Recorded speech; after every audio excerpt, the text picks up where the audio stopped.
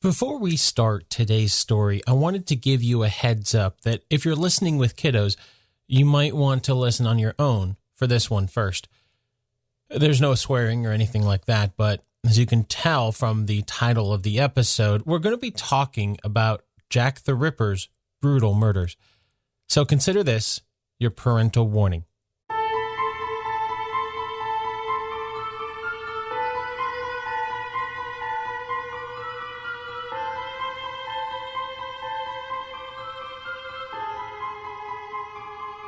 If you're a fan of graphic novels, you know who Alan Moore is. He's made a name for himself in the industry, writing Superman and Batman comics for DC. But even if you're not a fan of graphic novels, you've probably seen, or at least heard of, some of the movies that have been created from his works. Watchmen, V for Vendetta, and The League of Extraordinary Gentlemen, just to name a few. While some people would be ecstatic to have their work adapted for the silver screen, Alan wasn't. He'd written the stories like Watchmen specifically as comics and wasn't a fan of having them turned into films, a completely different medium. But that didn't stop it from happening. Despite his not liking the idea of having his work turned into movies, today we're going to be looking at the film that led the way when it was released in 2001 after being adapted from a graphic novel of the same name. Today we're going to be doing a bit of true crime as we compare history with From Hell. I'm Dan Lefebvre, and this is based on a true story.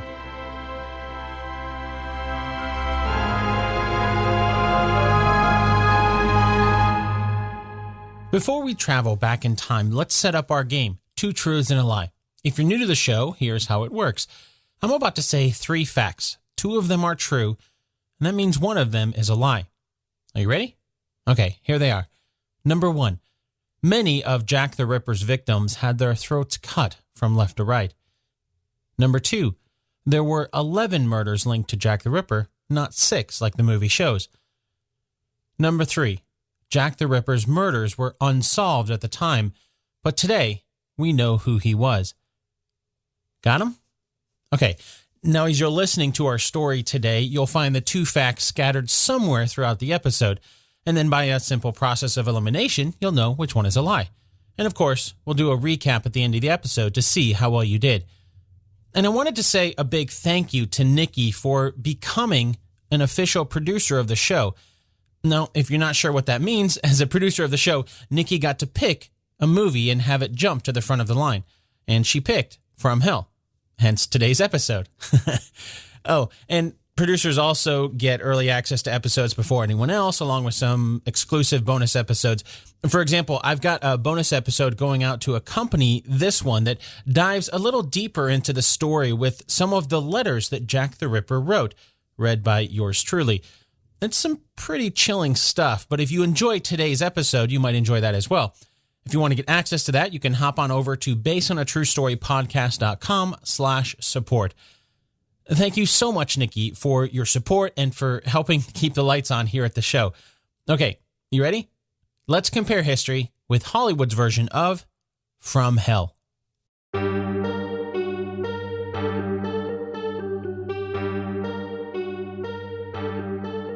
One day, men will look back and say, I gave birth to the 20th century. Jack the Ripper, 1888. That quote is the very first thing we see on screen as the movie begins. Unfortunately, that's not something the real Jack the Ripper ever said. Which, I guess if he had talked about giving birth to the 20th century in 1888, it'd be a little strange since he'd be saying that over a decade too early. Although, it's worth pointing out that while the quote may not have been something the real Jack the Ripper said, the date is accurate. And so is the text on the next scene where we find out that this is happening in the Whitechapel district. That's in the East End of London. After establishing the time and place, we're introduced to Mary Kelly as played by Heather Graham as she walks along the street saying a friendly hello to many of the other women she passes. Then, after a brief run-in with the Nickel Street Gang, where we learn that Mary's being forced to pay protection money, we meet some of Mary's other friends that are some of the main characters in the film. Including Mary, who's often referred to in historical documents as Marie Kelly. There's 6 women getting washed up as we see them for the first time. The others are, in no particular order, Liz Stride, as played by Susan Lynch, Dark Annie Chapman, as played by Katrin Cartledge, Kate Eddowes, as played by Leslie Sharp, Martha Tabram, as played by Samantha Spiro, and Polly Nichols, as played by Annabelle Apsion. All of those women are real, although it's worth pointing out that we don't really know if these women really knew each other and if they were actually friends like the movie shows. What we do know, though, is that they were all prostitutes in the same area of London. So there's a chance they knew each other, but seeing as many of the working women of Whitechapel back in the day weren't exactly very well off, that also means that there's little to no documentation of their day-to-day life. So even if they were good friends like the movie suggests, there'd really be no way of knowing. There's one more woman I didn't mention, though. Her name is Anne Crook, and she's played by Joanna Page. I didn't mention her because she's the one who walks up with a baby after we're first introduced to the other 6 ladies first. Anne tells the story after she walks up of how she's been taken care of by a rather well-off man, the father of the baby. That man's name, according to Anne, is Albert. Again, both of those people are real. Well, Anne is usually referred to by historians today as Annie Crook. As for the father of the baby, although they don't really explain who he is until later on in the movie, I'm going to go ahead and spoil it for you and let you know that Albert was, as the movie says later, Prince Albert Victor. Prince Albert was a member of the royal family in the United Kingdom as the son of Edward and Alexandra of Denmark. He was the Prince of Wales, heir to the throne of Great Britain, older brother of Prince George, and grandson of Queen Victoria. Although his father wasn't king when he was born in 1864, when his grandmother, Queen Victoria, passed away in 1901, Albert's father became King Edward VII.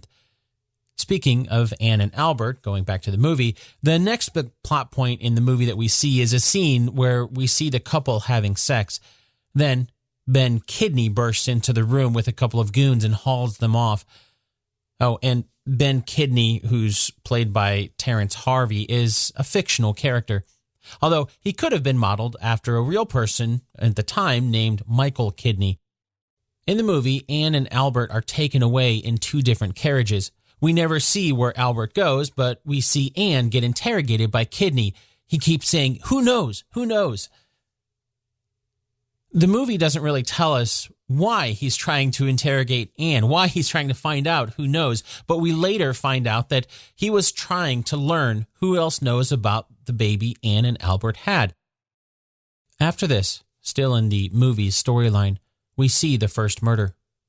It's Samantha Spiro's character, Martha Tabram. She parts ways with Mary, who's taking Anne's baby to her parents, Anne's parents, that is, while Martha is going back to work. Suddenly, Martha is pulled into a dark corner. Amid Martha's muffled screams, all we can see is the glint of a knife, stabbing. With each stroke, a little more blood covers the knife. The specifics of how the murder happened was fictionalized for the film on the account of, well, the obvious. By that, what I mean is that to this day, we don't know for sure who Jack the Ripper really was, and sadly, it is true that Martha was murdered in Whitechapel on Tuesday, August 7th, 1888. So there's not going to be any reports or documents of an event only witnessed by 2 people, one of whom we don't know who it is and the other one being murdered. But was it Jack the Ripper? Maybe. Even though the movie never comes out and shows the killer, we get the implication that maybe it was. In truth, we don't really know. At the time, the viciousness of Martha's murder, 39 stab wounds, led the police to connect it to the slew of Jack the Ripper murders that followed hers. But more recently, a lot of historians and other various experts who have studied the Jack the Ripper mystery extensively have suggested perhaps her murder was not connected to Jack. One of the big reasons for that is because Martha's murder was unlike any of the others. She was stabbed instead of slashed. But it was still a brutal murder of a prostitute around the same time and in the same place, so maybe there is a connection. Speaking of which, the movie never mentions this at all, but there was another murder that actually happened before Martha that some today think might be a victim of Jack's. That would be another prostitute named Emma Smith. She was attacked and raped on Tuesday, April 3rd, 1888. That's 126 days before Martha was murdered. But the reason the police of the time did not connect Emma to Jack while they did connect Martha was because Emma didn't die. She survived the attack and told the police that she had been assaulted by either 2 or 3 men. She wasn't really sure. One of them, though, she said was really young. Sadly, she developed peritonitis after the attack. That's an inflammation of the inner wall of the abdomen and something she'd contracted because during the rape, the attackers apparently used a blunt object so forcefully that it ruptured that lining. Emma passed on the morning of April 4th, 1888, the day after the attack. So does that mean Jack the Ripper is actually multiple people? Maybe. Maybe not. Some have suggested maybe Emma wasn't a victim of Jack, but rather a local gang. In the movie, there's the mention of the Nickel Street Gang, and we don't really know specifics about the people involved in local gangs like that. We do know that there were multiple gangs in the streets of Whitechapel in 1888. Or maybe Emma really was the first victim of Jack the Ripper, and she recognized him, so she deliberately led the cops down the wrong path because she was afraid that he would finish the job. Or maybe she'd been attacked by her own employers, or pimps basically, who were using her as an example for other prostitutes. There's a lot of theories. We'll just have to be satisfied without knowing the truth. Going back to the movie, after Martha's murder, we're introduced to Johnny Depp's version of Inspector Frederick Aberline. As a little side note, if you've read the graphic novel that the movie is based on, he's Frank Aberline. And maybe it's just me, but I've never heard the name Frank used as a shortened version of Frederick. So we could come to the conclusion that Frank Aberline is a fictionalized version of the real Frederick Aberline. However, it seemed that the movie is a little bit more accurate than the graphic novel here because the real person's name was actually Frederick Aberline, and he was the chief inspector for the London Metropolitan Police who was assigned to the murders that would turn out to be the Jack the Ripper victims. Although throughout the movie, Johnny Depp's version of Frederick Aberline has a bit of a special power where he sees visions of the killings, a special power that seems to be induced mostly when he's high on drugs.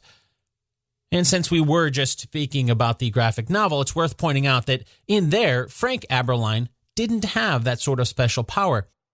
Instead, he actually met up with a man named Robert James Lee, and it was Lee who was a clairvoyant claiming to see the murders in his visions, not Aberline. Again, that's a comparison between the graphic novel and the movie. Speaking of which, let's hop back to the movie's timeline, and the next major plot point happens when we're introduced to a couple more characters. William Gull, who's played by Ian Holm, and Dr. Farrell, who's played by Paul Rees. William is explaining a medical process while Dr. Farrell performs it on a girl tied down in the center of a bunch of medical students looking on. The girl is Anne Crook, who we saw earlier. The procedure is a lobotomy, removing the connections to the frontal lobe of the brain. As William Gull explains it in the movie, this simple procedure will cure the violent form of the poor girl's dementia permanently. Except Anne was fine. She had no issues before this procedure.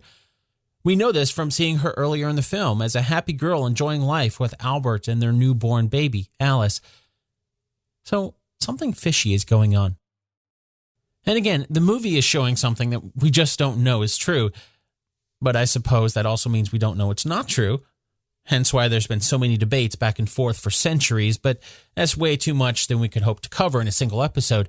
For the sake of our story today, though, let's summarize this theory because it's really the plot for the theory for both the graphic novel From Hell and the movie. Do you remember the baby that Anne Crook had with Albert earlier in the movie? Well, according to this version of the story, Annie Crook got pregnant and married Albert. If you recall, Albert was none other than Prince Albert Victor. So the marriage and the baby meant that the child, whose name was Alice Margaret, might have a claim to the throne. We don't really know how legitimate that claim would have been, but it seems that nobody wanted to find out. To make sure it never got out, Anne had the lobotomy to remove her memory. Then Sir William Gall, who at that point was a surgeon connected to the royal family, enlisted the help of a couple other men to silence Anne's friends, the 6 other women that we were introduced to earlier. And just like the movie suggests, according to this version of the story, Sir William Gall is Jack the Ripper. He's sent by the royal family to hide the fact that Britain's heir to the throne had a child with somebody that they deemed unworthy, Anne.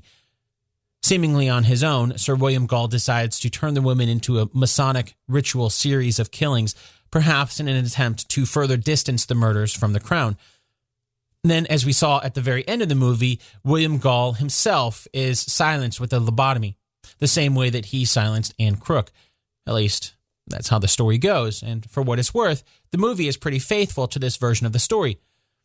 Unfortunately, we just don't know if any of that is true. Let's start with Annie Crook. We don't have any records indicating that she lived anything but a normal life. In fact, some historians point to an Annie Crook living in the Upper Rathbone Place area of London in 1891, along with a child named Alice Margaret, as being the one and same Annie Crook for our story. If you happen to have an Ancestry.com subscription, you can actually find the census records to see her listed there, living with Annie's parents, William and Sarah.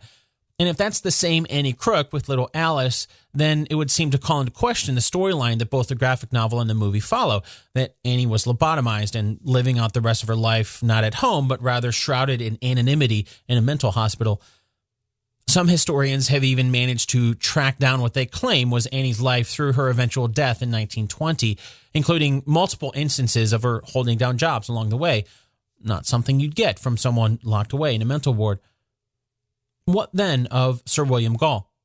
Well, he was a real person, and he was, like this version of the story suggests, a surgeon. He rose from a rather obscure background to prominence toward the end of 1871 when he successfully treated the then Prince of Wales, Edward, after he came down with typhoid fever. Saving the future king's life helped William's status, and he was given a baronship, as well as being named the physician in ordinary to Her Majesty Queen Victoria. Although it's worth pointing out that the real William Gall never seemed to get a lobotomy like the movie suggests. Instead, in 1887, William Gall suffered a stroke that he feared was but the first of many to come. And he was right. He'd end up suffering numerous strokes over the next couple of years. Maybe, as some have suggested, William Gall's stroke in 1887 caused something to go wrong in his mind that led to the killings. If you recall, the first of the Jack the Ripper victims passed away in April of 1888, assuming that Emma Smith was indeed his victim. If you recall from the movie, it's implied that the Queen had something to do with the murders when we see Ian Holmes' version of Sir William Gall receiving his marching orders of silencing the women from none other than Queen Victoria, who's played by Liz Mosscrop, by the way. And perhaps that's one reason why this version of the story was held onto for so long. It's held so much weight for so long. After all, how spicy of a conspiracy is it that Jack the Ripper was actually commissioned by the throne itself? Maybe Jack the Ripper was born out of a perfect storm of sorts when Sir William was asked to cover up Prince Albert's child and the strokes that Sir William suffered around the same time. And maybe all of it was covered up by Queen Victoria. Or maybe not. Either way, we'll never know.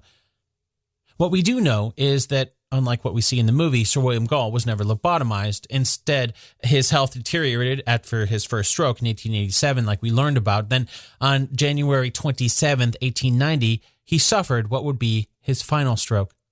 Then, on January 29th, Sir William Gall passed away.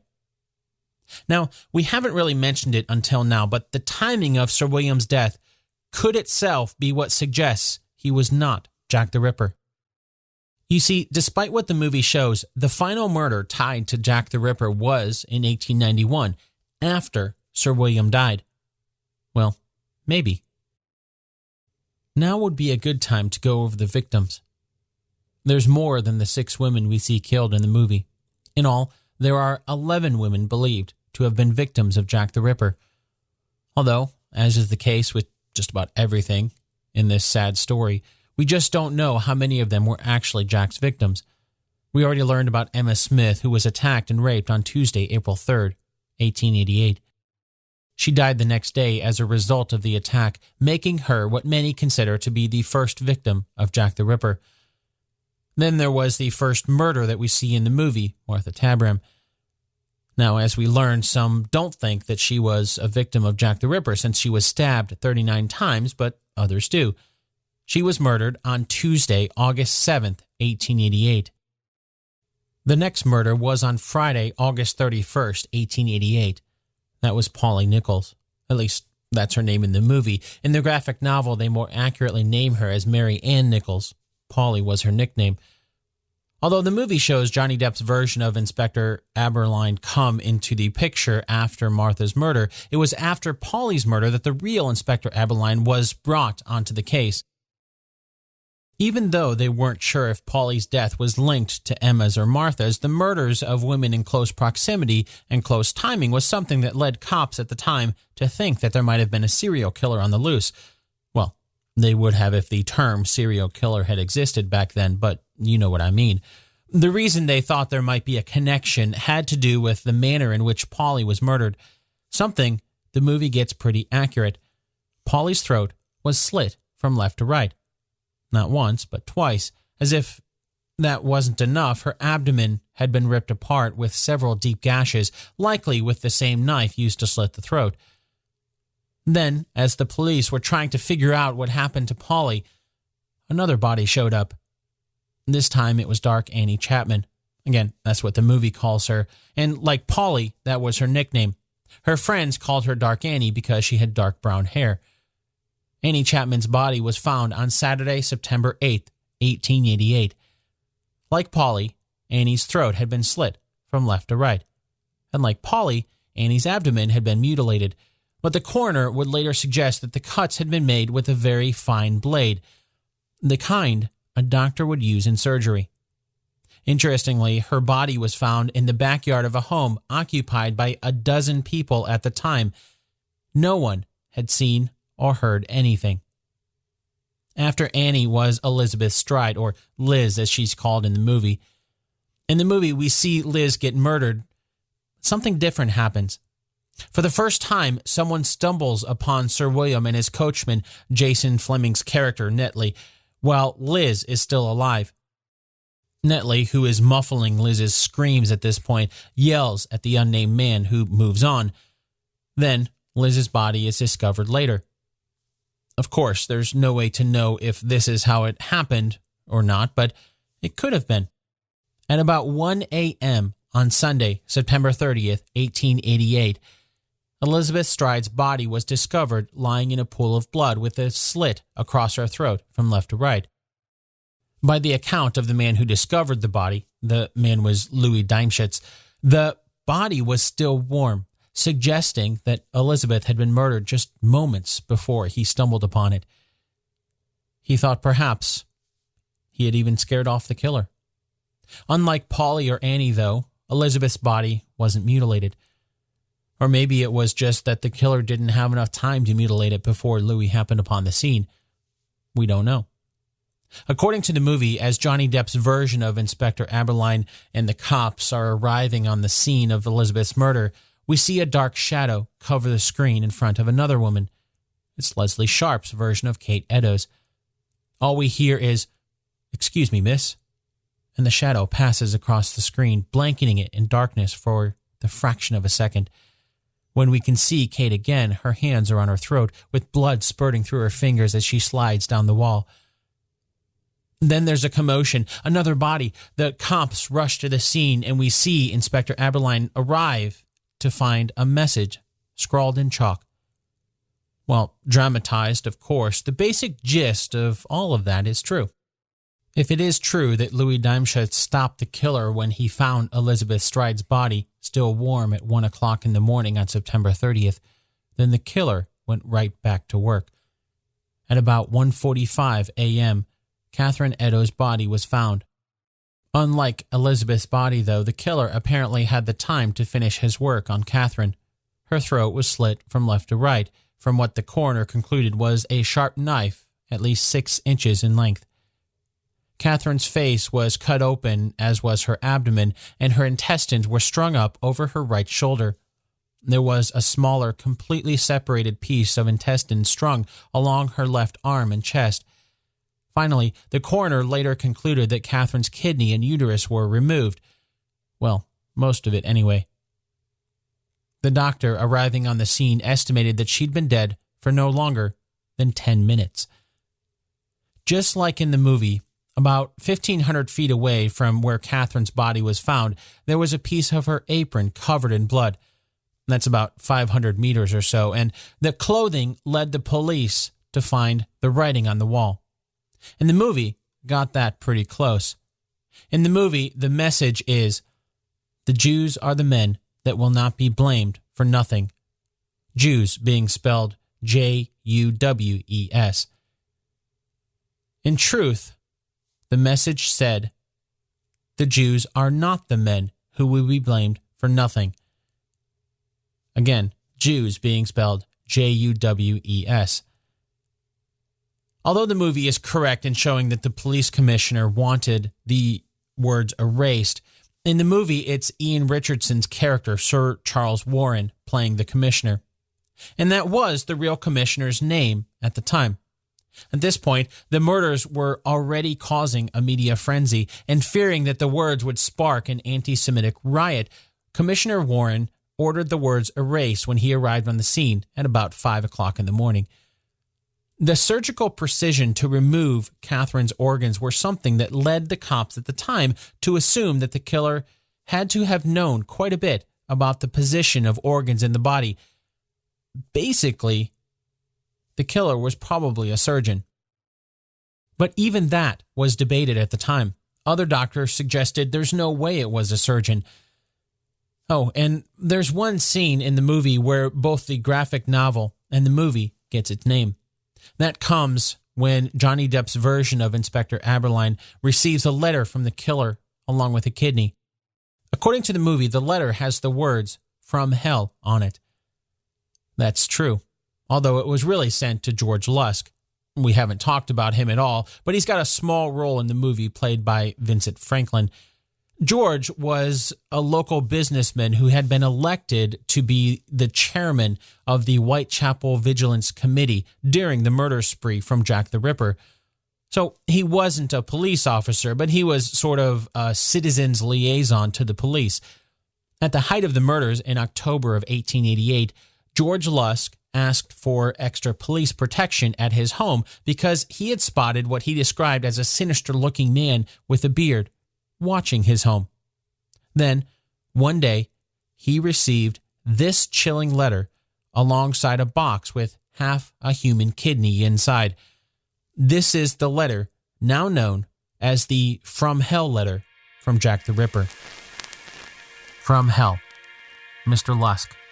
Sir, I send you half the kidney I took from one woman, preserved it for you. The other piece I fried and ate. It was very nice. I may send you the bloody knife that took it out, if you only wait a while longer. Signed, Catch Me When You Can, Mr. Lusk. Can you imagine getting that at your home? That was just one of the letters that Jack the Ripper sent.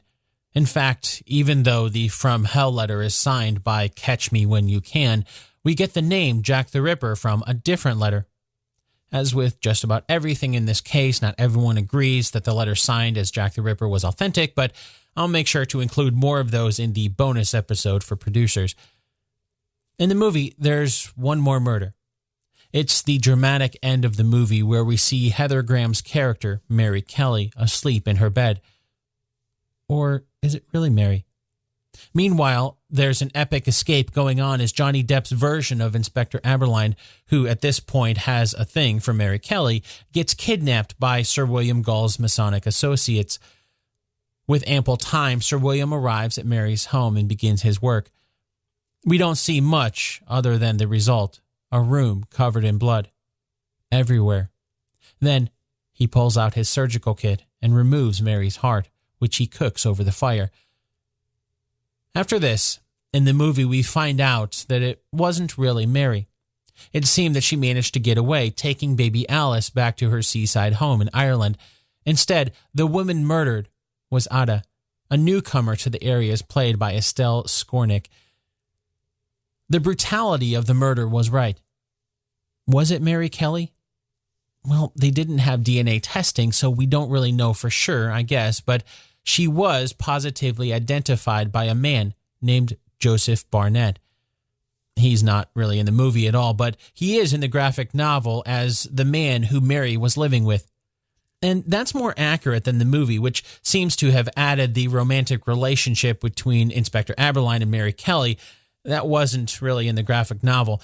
In fact, Inspector Abberline was married in the book to his second wife, Emma, just like he was in real life at the time. Something else the movie portrays with Heather Graham's version of Mary is that she had red hair. Remember Dark Annie, who got her nickname because of having dark brown hair? Well, it would seem that Mary had the nickname Black Mary on the account of her having black hair.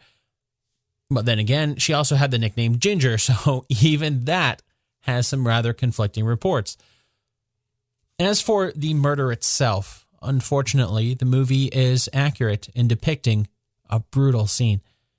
In fact, if anything, the movie probably doesn't show the full extent of the brutality. He's not in the movie at all, but Dr. Thomas Bond was one of the physicians who examined the body after it was discovered on Friday, November 9th, 1888. For a long time, his report had gone missing, but then, in 1987, it was anonymously returned to Scotland Yard. That's a mystery for another day. I know I started off this episode with a parental advisory, but I'll give you another one right now. This is a small excerpt from Dr. Bond's notes regarding the state of Mary's body when it was discovered. If you'd rather not hear it, feel free to skip ahead. I wouldn't blame you. Oh, and if you're like me and unfamiliar with one of the words used, it's not really commonly used these days, supine, that basically means lying face up. The body was lying naked in the middle of the bed, the shoulders flat, but the axis of the body inclined to the left side of the bed. The head was turned on the left cheek. The left arm was close to the body with the forearm flexed at a right angle and lying across the abdomen. The right arm was slightly abducted from the body and rested on the mattress, the elbow bent and the forearm supine with the fingers clenched. The legs were wide apart, the left thigh at right angles to the trunk and the right forming an obtuse angle with the pubes. The whole of the surface of the abdomen and thighs was removed and the abdominal cavity emptied of its viscera. The breasts were cut off, the arms mutilated by several jagged wounds, and the face hacked beyond recognition of the features. The tissues of the neck were severed all round, down to the bone. The viscera were found in various parts, the uterus and kidneys with one breast under the head, the other breast by the right foot, the liver between the feet, the intestines by the right side, and the spleen by the left side of the body. The flaps removed from the abdomen and thighs were on the table. The bed clothing at the right corner was saturated with blood, and on the floor beneath was a pool of blood covering about 2 feet square. The wall by the right side of the bed and in a line with the neck was marked by blood which had struck it in a number of separate slashes. There's more. Too much more. I'll include more of his notes along with the bonus episode for producers, but for our purposes today, it's worth pointing out that Dr. Bond would go on to mention that the pericardium, the cavity where the heart lies, was cut open and the heart was missing. Oh, and Dr. Bond also remarked in his notes that the mutilations were more in line with a butcher cutting up dead animals. He said there was no reason to believe the mutilation was done with any sort of surgical precision by someone with knowledge of human anatomy. In the movie, Mary is the last of the murders that we see. Ian Holmes' version of Sir William Gall gets a lobotomy to cover up the murders, and the matter is considered resolved by Queen Victoria. As we already learned, the real Sir William ended up passing away in 1890 from one of many strokes that he'd had over the course of a few years. So what then of the murders that happened after he died? Well, it's true that many believe Mary Kelly was indeed the final victim of Jack the Ripper. Following this hypothesis, the suggestion is that after Mary was murdered, Jack was captured, perhaps on another charge not even connected, and locked away. The murders ended. And it is true that after the vicious nature of Mary's murder, the police stepped up their effort even more. A massive search was underway, and the police even published an open pardon to anyone who might be associated with Jack the Ripper. Anyone but the person who actually performed the murders would get a pardon if they helped the police catch the murderer. Maybe it worked. Maybe Mary Kelly was Jack the Ripper's final victim. Maybe it didn't.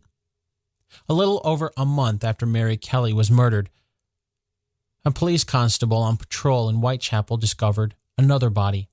It belonged to a woman named Rose Mylett, but unlike Jack's other victims, Rose died not from a slit throat, but from strangulation. After Dr. Bond analyzed Rose's body, he came to the conclusion that there weren't any signs of struggle.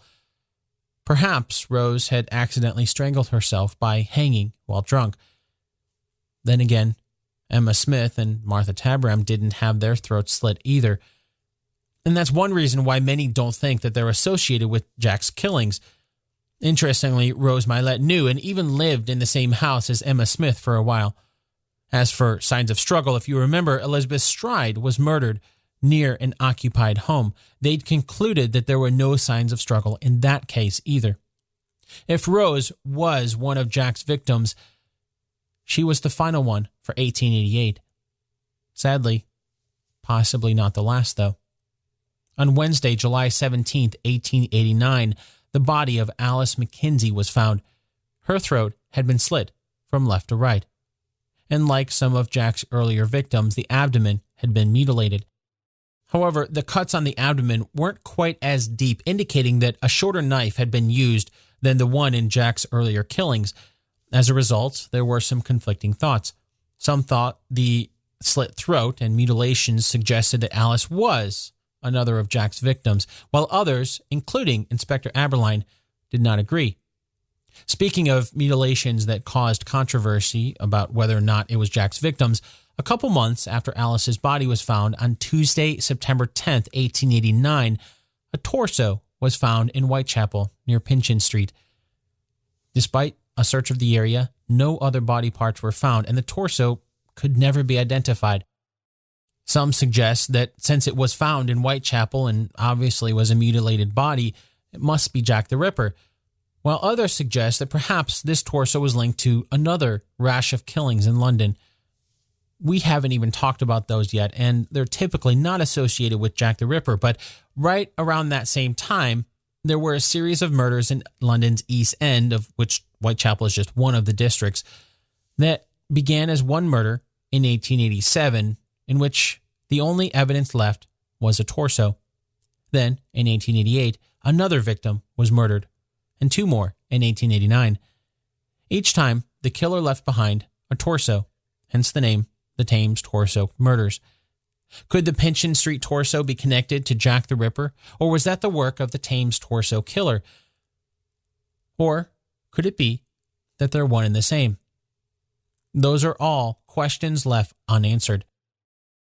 2 years after Alice and the Pinchin Street torso were discovered, the final victim, sometimes associated with Jack the Ripper, was found. That was of a 25-year-old woman named Frances Cole, the same age as Mary Kelly when she was murdered. Frances's body was discovered on Friday the 13th in February of 1891. Again, it seems that her body was discovered just moments after the murder and happened around 2:15 a.m. While many think Frances Cole was not a Ripper killing, her throat was cut from left to right and then back again, right to left.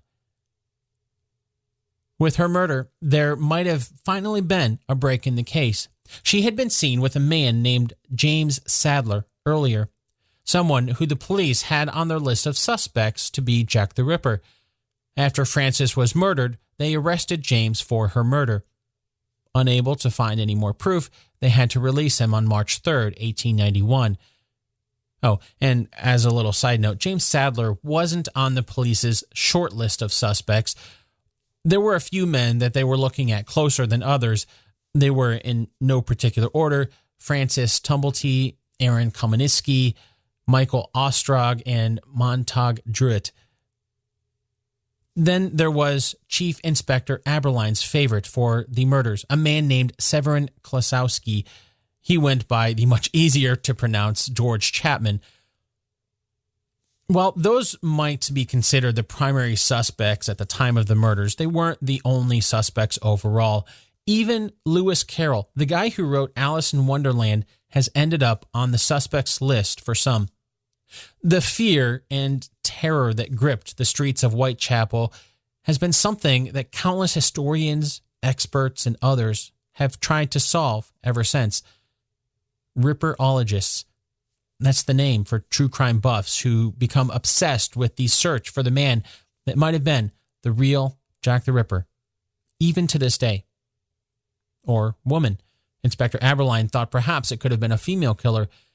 In all, there have been well over 500 suspects, some with closer connections, like the storyline of Prince Albert Victor and Sir William Gall, both of whom are on that list of suspects. Of course, as we learned, there's no way Sir William could have been Jack the Ripper if it is indeed true that Frances Cole was a Ripper victim, since her murder was after Sir William died. Over 100 years after Jack the Ripper's last murder, a massive clue broke the case wide open. That was in 1992, when a remarkable diary surfaced. Without ever writing their own name across over 9,000 words, the author confesses to the murder of 5 women in London and another prostitute in Manchester, some 200 miles or 322 kilometers to the north of London. Well, I guess saying the author never gave their name is not entirely accurate. At the very end of the diary, after all of the confessions, the author wrote these words: "I give my name that all know of me, so history do tell what love can do to a gentleman born. Yours truly, Jack the Ripper. Dated this 3rd day of May, 1889. As you can probably guess, this caused a new whirlwind of theories and ideas, including the fact that the diary itself was a hoax. After all, why, after all this time, had it come to light? The man who produced it, Michael Barrett, claimed he got it from a friend, Tony Devereaux, in 1991. Unfortunately, Tony died soon after giving it to Michael, so the trail stops there. Is it a forgery? Maybe. But what if it's not?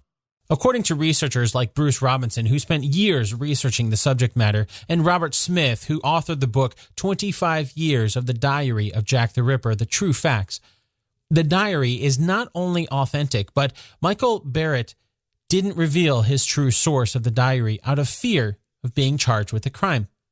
It seemed that the diary was discovered in a Liverpool home of a man named James Maybrick.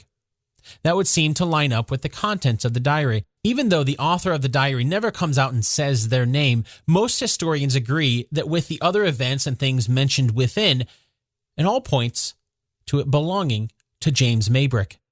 He's not in the movie at all, but James Maybrick was a cotton merchant who lived in Liverpool.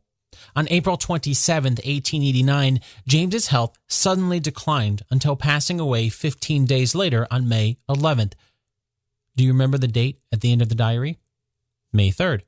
What if James knew that he was dying and the diary was his deathbed confession of sorts? Doctors determined the cause of death to be arsenic poisoning, and immediately James's wife Florence was arrested and charged with the murder. She received a life sentence but was released in 1904 and lived until passing on October 23rd, 1941. So was James Maybrick the infamous Jack the Ripper? Maybe.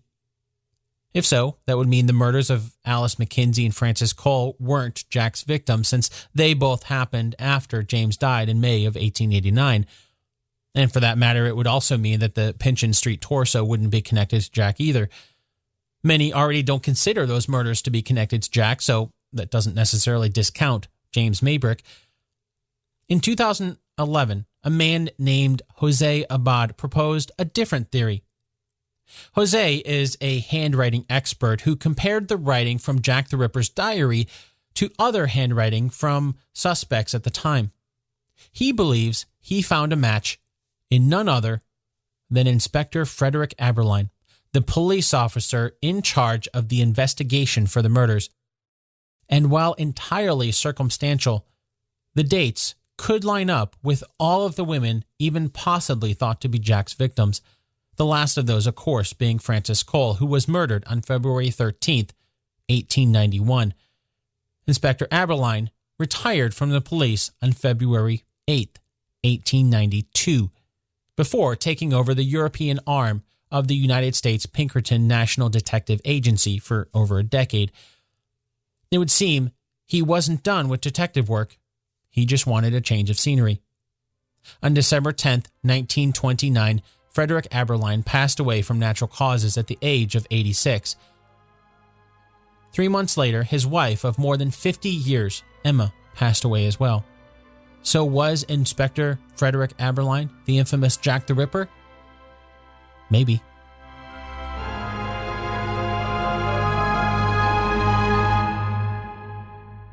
This episode of Based on a True Story was written and produced by me, Dan Lefebvre. Have you ever seen those movies where you get to the end and it turns out that everything was a dream? I feel like this episode is one of those films. Was anything in From Hell even real? I mean, sure, the people and places were real. The murders, sadly, were real. But did they happen how the movie suggests? Was the storyline real? For that matter, are any of the other Jack the Ripper storylines real? We just don't know.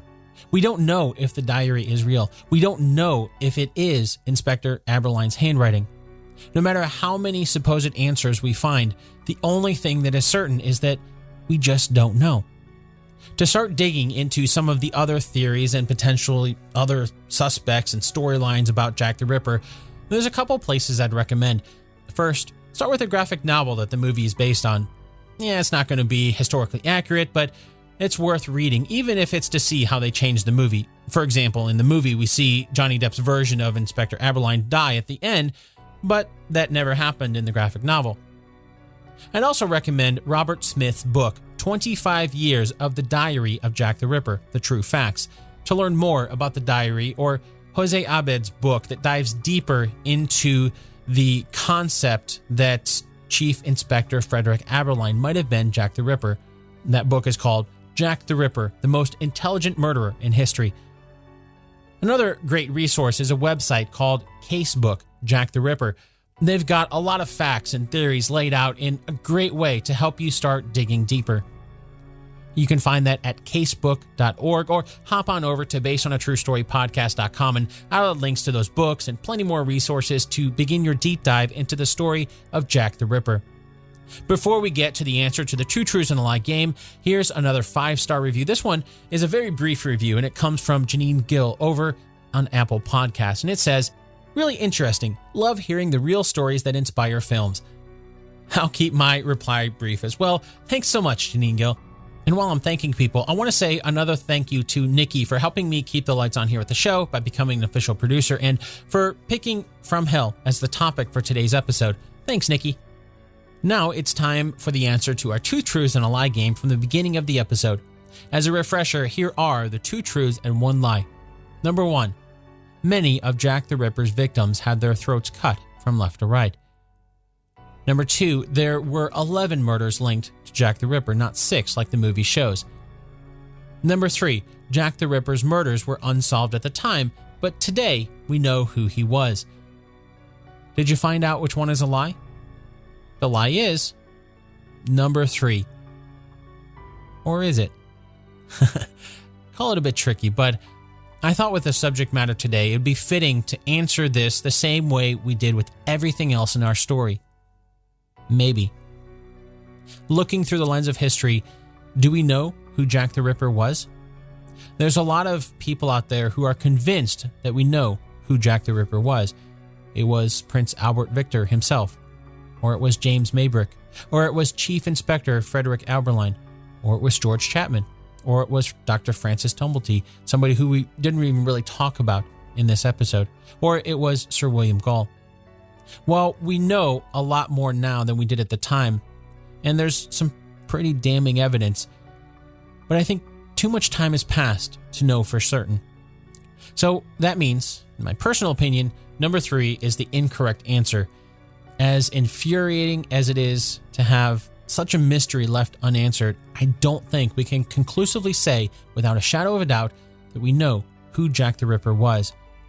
Although, you'll get a pass if you guess number 2. As we learned, there were a total of 11 women who might have been killed by Jack the Ripper. That's why I said linked and not confirmed, although there were 5 of them that a majority of people think were Jack's victims. The rest are up for debate. Now, as fascinating as a mystery like the one to figure out who Jack the Ripper is, I think it's important to not forget the poor women who died such horrible deaths.